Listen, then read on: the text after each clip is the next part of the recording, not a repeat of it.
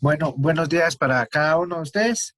Me da mucho gusto poder estar una semana más aquí con ustedes, pudiéndoles dar una nueva clase con un tema diferente, una clase de física, donde vamos a ver cosas nuevas.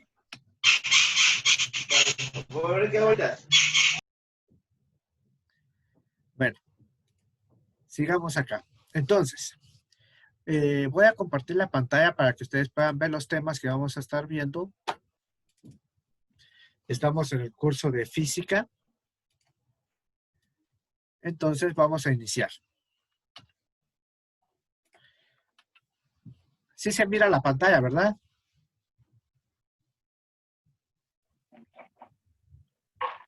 Estuardo, ¿sí se mira? Sí, profe, yo sí miro las... ¿Sí? Bueno, Miro todo bien. iniciemos pues.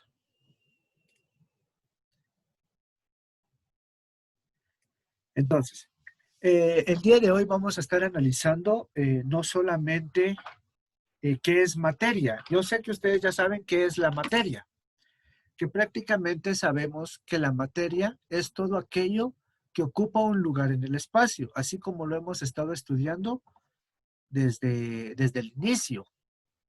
Pero ahorita vamos a analizar un poco más detenidamente qué es la materia. Entre esto, la materia nosotros la vamos a poder clasificar por sus características. En este caso, las características de la materia son cualitativas, que son cualidades que no pueden ser medidas con números, o pueden ser cuantitativas. En este caso, algo que sí es medible. Las características de la materia que son cualitativas, sabemos que es el color, el olor, el sabor, la dureza y el estado. El estado dependiendo de la temperatura. Entonces, y sabemos que están las características cuantitativas. Estas características sí son aquellas que pueden medirse por medio de una medida, de un número. Como por ejemplo, ¿cuál podría ser? La densidad. La densidad sabemos que es la relación entre la cantidad de materia, que en este caso es la masa, y el espacio que ocupa, en este caso, el volumen. Entonces, sabemos que la densidad es igual a la masa dividido el volumen. Mientras más peso tenga la masa, más cantidad de masa haya, y menos espacio ocupe, quiere decir que esta es una densidad muy alta. Pero si es al contrario, si la cantidad de masa es muy poquita, pero ocupa mucha cantidad de espacio, estamos hablando que la densidad es muy pequeña. Yo la semana pasada hacía una pregunta. ¿Qué pesa más? Solo que no se las hacía a ustedes, se las hacía a otra clase. A ver, Estuardo, ¿qué pesa más? ¿Un quintal de algodón o un quintal de hierro? ¿Pesan lo mismo, profe? ¿Los dos son quintales? Los dos son quintales. Ahora, ¿cuál es la diferencia entre los dos? Que uno... No, no sé. La diferencia entre ellos es de que Uno va a ser más y otro va a ser menos. ajá, uno ocupa más espacio y el otro ocupa menos espacio. Ahora sí. Entonces, buenos días, Jessica. Buenos días, Marian. Buenos días, Solo, profe. solo estoy Buenos días. pasando asistencia. Mercy, está Estuardo, está Jessica, está María. ¿Está Fernanda Profe, todavía? ¿qué? Profe, ¿Quién otro está? profe. Está Daniela. Yo. Ahorita voy. Está Marcos. ¿Quién otro? 1, 2, 3, 4, 5, 6. ¿Fernanda todavía está? Sí, ahí está Fernanda y Danilo. Fernanda y Danilo. 1, 2, 3, 4, 5, 6, 7, 8. Ah, pues ahí están los 8. Qué bueno. Me da gusto saber que están ahí los 8. Bueno, continuemos con esto. Esta cosa se me saltó. Bueno, continuemos. Temperatura de fusión. A ver, Marian, ¿qué es la temperatura de fusión? Esto ya lo hemos hablado.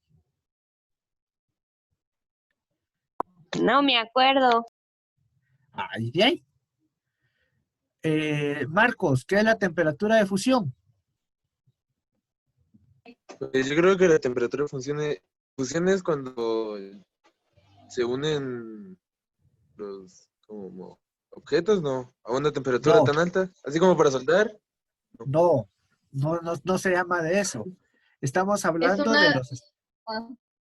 ¿Sí, es Jessica? una sustancia, ¿no? Que cambia del estado sólido al Ajá. estado líquido. Al revés, de estado líquido a Ah, estado de sólido. líquido al sólido.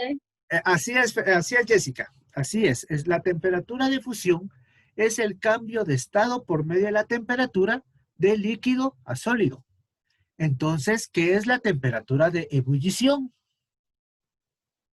Es Daniela, como cuando el agua hierve, ¿no? es cuando Va cambia de la- estado el agua. Exacto, así es. Cuando pasa de estado líquido a estado gaseoso.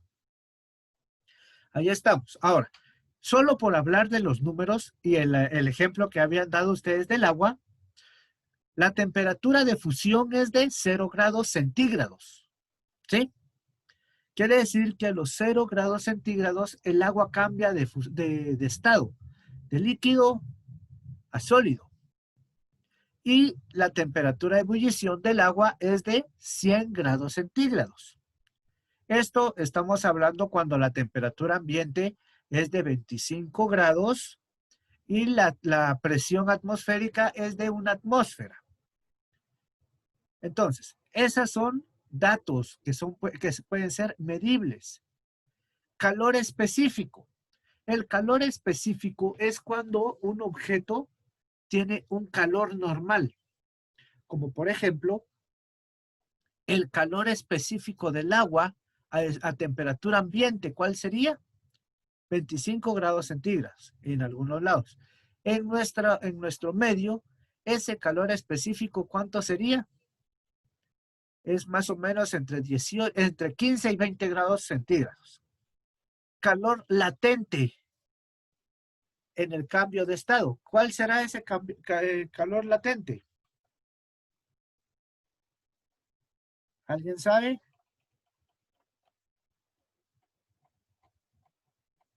No, profe. No sé.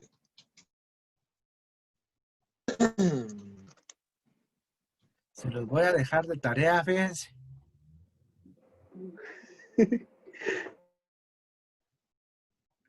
Miren, pues el calor latente es prácticamente, permítanme, ahí está. El calor latente es el calor en el cambio de estado. Ahí mismo dice calor latente en el cambio de estado. Es el calor a donde tiene que llegar una sustancia para poder cambiar de estado. Quiere decir de que si el agua está a 75 grados, no es, ese es un calor latente, más no tiene un cambio de estado. ¿A cuánto tendría que estar el agua para tener un cambio de estado? Ya sea a 0 o a 100 grados centígrados. ¿Qué es la solubilidad? ¿O qué es algo que es soluble?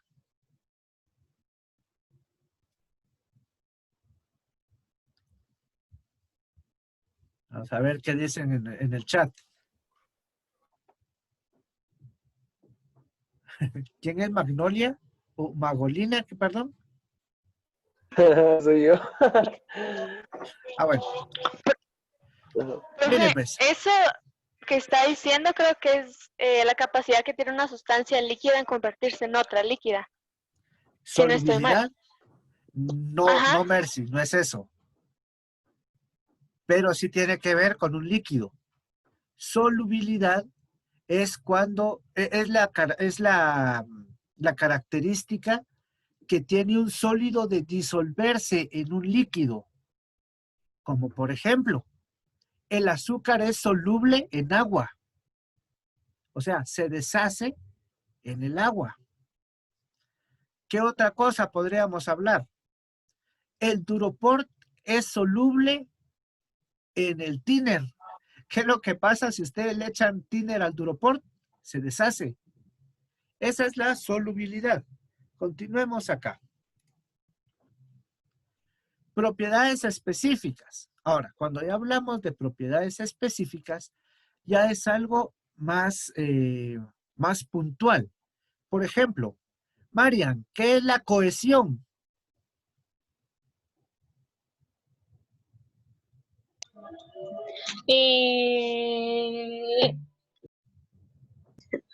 Ahí No está en la sé, presentación. dice Está en la presentación, solo léanlo. es una resistencia que oponen los átomos de los materiales. Por ciento, según la cohesión depende de la forma de enlaces de los átomos.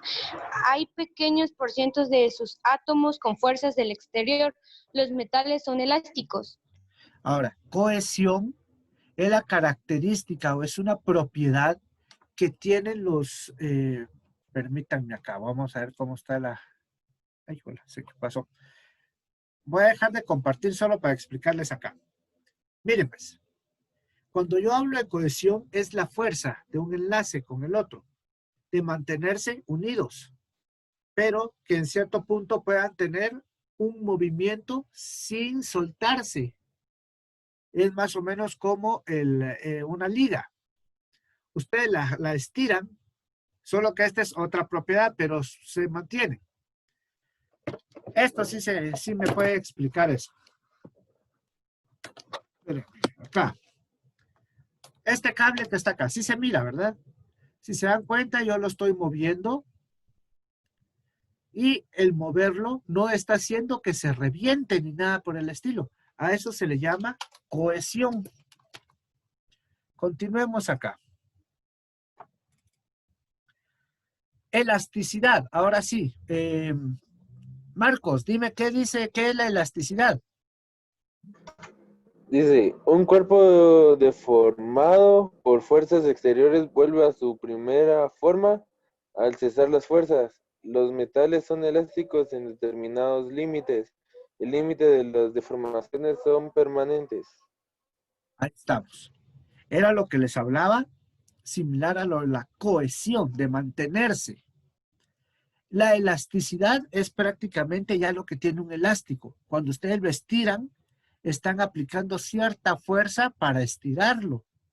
Pero si ustedes sueltan la fuerza o ya no le aplican fuerza o cesan la fuerza, así como dice acá, el elástico va a regresar a su forma natural o a su forma primaria. A eso se le llama elasticidad. Ahora, en cierto punto, los metales llegan a ser elásticos. ¿Por qué elásticos? Quiere decir que se estiran cierta cantidad y que pueden regresar a la normalidad. Por eso es de que en las columnas de concreto tienen una armadura de acero o de hierro. Esos son metales. ¿Qué es lo que sucede? El hierro, el concreto es para poder aguantar pesos, porque el acero el concreto se puede comprimir sin deformarlo. Pero ¿qué es lo que sucede cuando hay un temblor? Cuando todo se mueve. Ciertas columnas están teniendo, voy a dejar de compartir solo para explicarles, ciertas columnas están teniendo presiones de compresión y mientras que otras columnas están tratando de alargarse, ¿sí? Cuando el movimiento regresa, lo que se alargó se comprime y lo que se comprimió se alarga. El movimiento de un sismo. Por eso es de que las columnas de concreto tienen que tener acero. para poder aguantar cierta cantidad de elasticidad. Tampoco vamos a decir que un edificio es muy flexible, ¿va? Porque entonces pareciera, ¿qué les dijera yo? Pareciera de esos Video. soles que se mueven. No, entonces para eso es de que dicen que el acero, o sea, el acero tiene propiedades elásticas. Ahora, ¿qué es lo que sucede con el acero? Esas propiedades elásticas tienen cierto límite. Si estos límites se pasan, el acero se deforma y ya no regresa a su estado inicial. Plasticidad. Danilo, ¿qué es la plasticidad?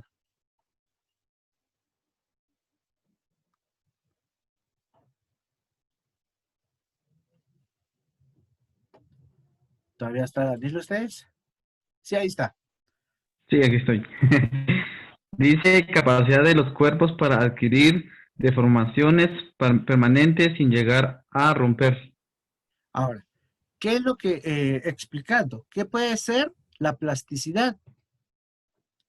La plasticina. Cuando ustedes comienzan a moldear la plasticina, llega un punto en que ustedes le dan la forma y así se queda. ¿Sí? ¿Por qué? Porque es una capacidad que tiene ese cuerpo de poder deformarse, pero no llega a romperse. Los metales, en cierto punto, también tienen cierta cantidad de plasticidad. Por eso es que se pueden hacer diferentes formas con los metales. Pero, les digo, pero estos metales tienen un límite.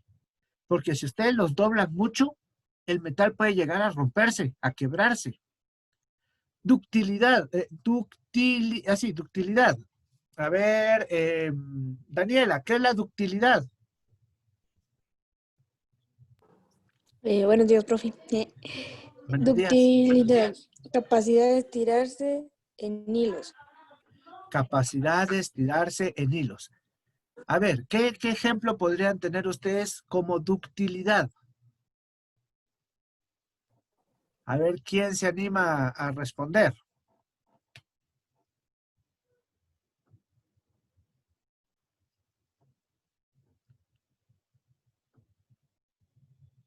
No se peleen, chicos, por responder. A ver, ¿Por cuál, profe? un Ductilidad. suéter no. ¿Cuál? Un suéter no. Un suéter. ¿Qué es lo que sucede con un suéter? Si nosotros nos enfocamos en una industria textil, Yo iba a decir. ¿Lo dime, digo Jessica. o no? Sí, Es, por ejemplo, la capacidad de conducir el calor a electricidad, ¿no? no. No está bien. Aquí dice ductilidad, capacidad de estirarse en hilos. Ahora, regresando al Ahí ejemplo. entran los metales, ¿no? Cuando ¿Cómo? se estiran. Ahí entran los metales cuando se estiran, ¿no? Pueden ser metales, puede ser cualquier otro material que tenga esta característica, esta propiedad. Y ahorita les explico cuál podría ser. Marcos nos había dado cierto ejemplo. Él decía un suéter. Si nosotros nos enfocamos en el área textil, para poder hacer un suéter, nosotros necesitamos tela, dependiendo del suéter, ¿verdad? Entonces, necesitamos tela o necesitamos hilo. El hilo para hacer la tela o el hilo se puede trabajar directamente para formar una red entre hilos y formar una especie de tela. Este hilo viene de fibras que pueden ser de origen vegetal o de origen animal, pero ambas son de fibras biológicas. Hablando del algodón. También hay fibras sintéticas como el poliéster, que es un derivado del petróleo. Ahora, ¿qué es lo que sucede con esto? Estas fibras, si ustedes se dan cuenta, llevan un proceso industrial que lo que hacen es formar hilos. Y a estos hilos ya dependiendo para qué lo quieran, tienen diferentes calibres o tamaños o grosores. Unos pueden ser muy grandes, otros pueden ser muy delgados, muy gruesos o muy delgados. Entonces, ¿qué es lo que sucede cuando estos hilos ya se entrelazan entre sí? Cuando ya se entrelazan y todo esto, ya forman cierta estructura, cierta forma. Imagínense, si un suéter no pudiera estirarse cierta cantidad, ¿será que ustedes se lo podrían poner bien, de una manera fácil? No se lo podrían poner. Es como que ustedes hicieran su suéter de acero, su armadura de acero. Si la armadura está completamente cerrada, ustedes no se pueden meter porque no se estira. Y a eso nos referimos con la ductilidad, capacidad de poder estirarse, pero en hilos. Maleabilidad, dice que es la capacidad de estirarse, pero ahora de manera diferente. Ya no es en forma de hilos, sino en forma de láminas. ¿Qué es lo que nosotros miramos acá? Si nosotros miramos otra vez el acero, nosotros sabemos que dentro de una columna de concreto, el acero tiene una propiedad de ductilidad, porque las varillas en cierta forma están en forma de hilo, aunque sea grueso. La maleabilidad también puede ser acero, pero ya estamos hablando de las láminas. Esas láminas pueden tener cierta cantidad de estiramiento. Tampoco vamos a decir que se pueden estirar mucho, pero sí se pueden estirar. Continuemos con esto. Está la dureza. Es la resistencia que opone un cuerpo a ser rayado. Esto ya lo habíamos hablado. Cuando templan un material. Ahora, metales puros son blandos, aunque por medio de aleaciones se vuelven duros. ¿Cuál podría ser este? Si ustedes agarran hierro, solamente hierro, ese hierro ustedes le pueden pegar y ese hierro se va a deformar. Pero si ustedes le ponen un agregado o le hacen una aleación con níquel, ustedes ya pueden formar una lámina que puede ser más dura. Si ustedes le agregan cierto porcentaje de carbono, el hierro se hace más duro. Ahora, ¿qué es lo que sucede con esto? Mientras más carbono tenga una lámina o cualquier acero, más frágil se va a volver. Va a ser más duro, pero al mismo tiempo va a ser más quebradizo. Entonces, va a perder sus características de ductilidad, de plasticidad, de maleabilidad. Porque mientras más aleaciones se ponen, más duro se vuelve. Entonces, sigamos con esto. Tenacidad. Oponen resistencia a la rotura cuando hay fuerzas exteriores sobre él. Características de los metales. Someten a prueba de choque absorbiendo mucha energía antes de romperse. Parte de ella la emplean en alargarse y el resto en deformarse permanentemente. Tienen el límite de elasticidad y de ruptura muy distantes al tener el periodo plástico muy largo. Resistentes a altas deformaciones sin romperse. ¿Qué es lo que sucede si yo tengo una viga de madera y tengo una costanera de acero? ¿Cuál de las dos aguantará más peso sin romperse? A ver, Estuardo. Ahí lo voy a contestar. Vale, ahorita voy a averiguarlo. La viga de acero, no. ¿La de? La de acero. Ahora, la de acero va a depender también del tamaño y de la magnitud. Bueno, ambas van a depender del tamaño y de la magnitud. Pero, ¿qué es lo que sucede?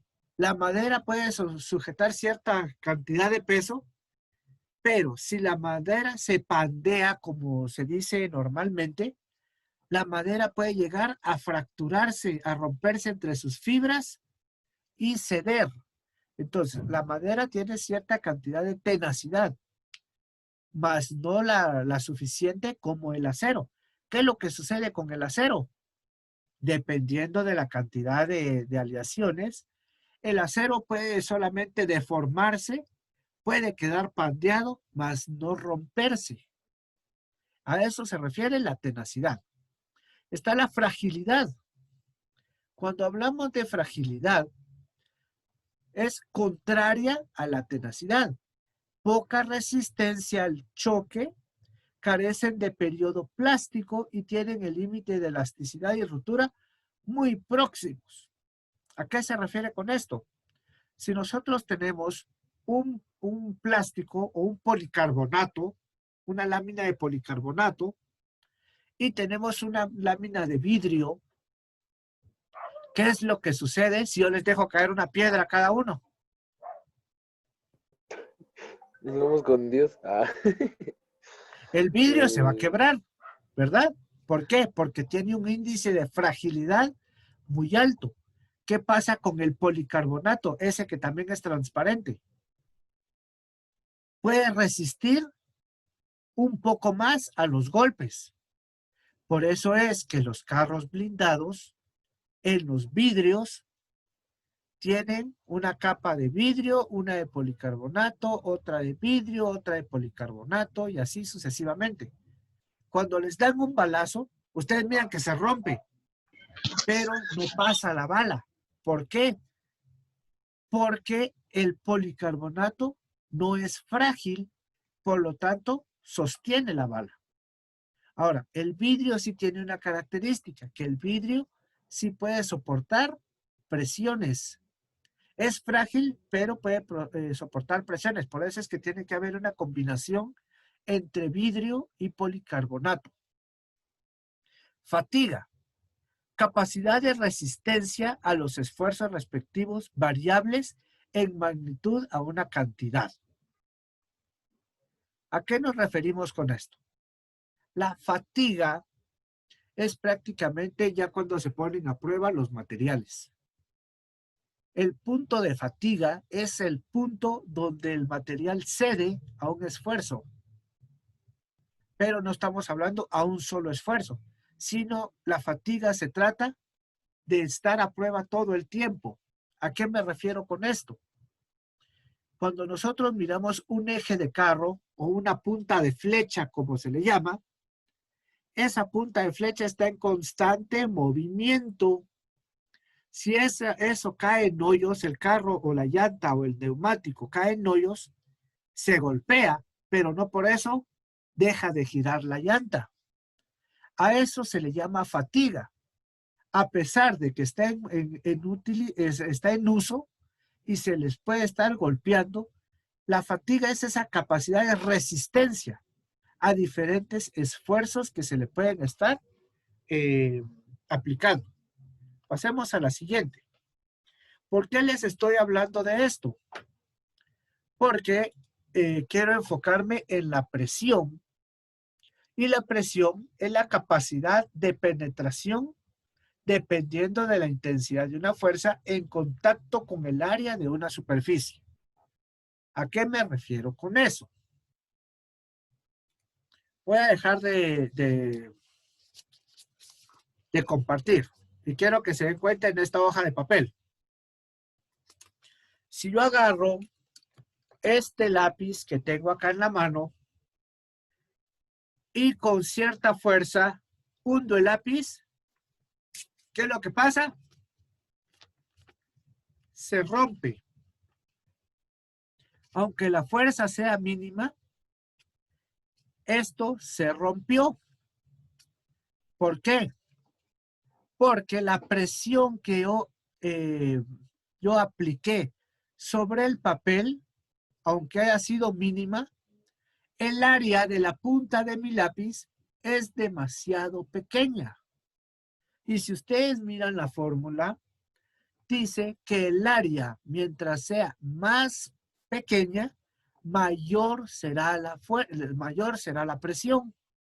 Mientras mayor sea el área, menor será la presión. ¿Cómo lo podría ver también? Si yo miro, la parte de mi marcador acá es plana, el área es mayor a la de este lápiz. Si yo vengo y aplico cierta fuerza en mi dedo, yo voy a perforar mi dedo, ¿verdad? Aunque sea una fuerza mínima. ¿Qué sucede si con el área de mi marcador yo comienzo a aplicar más fuerza? Aunque aplique mucha más fuerza, mi dedo no se rompe. ¿Por qué? Porque a mayor área, menor presión. Y a eso se refiere lo que decía acá. La capacidad de penetración dependiendo de la intensidad de una fuerza en contacto con el área de una superficie. A eso se le llama presión. Ahora, entre la presión, nosotros podemos ver el principio de Arquímedes. Antes de eso, la presión sabemos que va a ser la relación que va a existir entre esta fuerza dividido un área. Si la fuerza está dada en newtons y mi área está dada en metros cuadrados, la presión va a tener una dimensional igual a pascales. Bueno, ya después vamos a ver directamente cómo van a ser las demás dimensiones.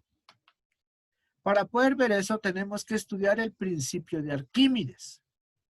Solo que el principio de Arquímedes ya está enfocado directamente a la presión, pero de un fluido. Ahora, ¿a qué me refiero con la presión de un fluido? Arquímedes, él dice que si ustedes sumergen un objeto en el agua va a ejercer la presión de manera uniforme en todas las áreas, en todos lados, por todos lados. Por eso es de que un submarino, al momento de estar muy profundo, comienza a entrar agua por cualquier lado, no solamente en la parte de arriba, sino puede entrar por abajo, por un lado, por adelante, por atrás. ¿Por qué? Porque según el principio de Arquímedes, así como ustedes pueden ver esta imagen, nosotros podemos notar cómo la presión puede llegar desde un lado, puede llegar desde otro y desde otro. Eso no quiere decir que el objeto deje de tener un peso, porque el objeto va a tener un peso. Ahora, lo que sí puede producir el agua es una fuerza de empuje.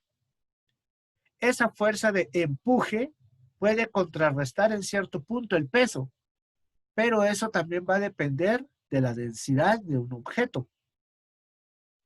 ¿Por qué les hablo de la densidad? Porque si ustedes meten un trozo de madera y un trozo de acero, aunque el trozo de acero pese mucho, en el agua ustedes no lo van a poder, lo pueden levantar con mayor facilidad. ¿Por qué? Porque como el agua está produciendo cierto empuje, el acero no es tan pesado. O yo no sé si ustedes han ido a una piscina y se han puesto a jugar con sus hermanos, donde ustedes tratan de levantarlos entre el agua y los pueden levantar con una mano incluso. ¿Por qué? Porque el agua o el fluido está produciendo cierta cantidad de empuje con relación al peso. Continuemos con esto. Para poder ver eso, también nosotros tenemos que ver cómo se comporta esto según la ley de Boyle. Y la ley de Boyle es una ley de gases que relaciona el volumen con la presión de una cierta cantidad de gas mantenida a una temperatura constante. Ahora, esta ley de Boyle nosotros la podemos utilizar por medio de esta ecuación. Presión 1 por volumen 1 es igual a presión 2 por volumen 2, donde nosotros esto lo podemos despejar de cierta forma. Si nosotros queremos encontrar la presión 1, nosotros decimos presión 1 va a ser igual. Si el volumen 1 está multiplicando, pasa a dividir. Por lo tanto, tendríamos que la presión 2 por el volumen 2 son divididos por el volumen 1. De la misma manera yo puedo despejar el volumen 1, puedo despejar la presión 2 o puedo despejar el volumen 2. Si yo quisiera despejar el volumen 2, yo sé que el volumen 2 es igual a, si la presión 2 está multiplicando, la presión 2 pasa a dividir. Entonces sería presión 1 por volumen 1 dividido la presión 2. Y al final de la guía de estudio que les mandé, hay ciertos ejercicios. Y los van a resolver por medio de estas ecuaciones. Ahora, estas ecuaciones o esta ecuación, ustedes la pueden despejar. Y necesito que ustedes en esos ejercicios puedan ver prácticamente qué datos tienen. Si tienen presión inicial, volumen inicial y volumen final y presión final. O presión 1, volumen 1 y presión 2 y volumen 2. Entonces, traten de resolverlos por medio de esas ecuaciones. Si no, en la clase de mañana los vamos a revisar. Pero ya no va a ser igual, ¿verdad? Entonces, traten de resolverlos por medio de esas ecuaciones. ¿Alguna duda, chicos? Que ya no tenemos tiempo, tenemos 1 minuto solamente. ¿Alguna duda con respecto al tema del día de hoy? No, profe, estamos bien. Sin esta. ¿Estamos bien ahí? ¿Sí se comprenden las propiedades y las características de la materia?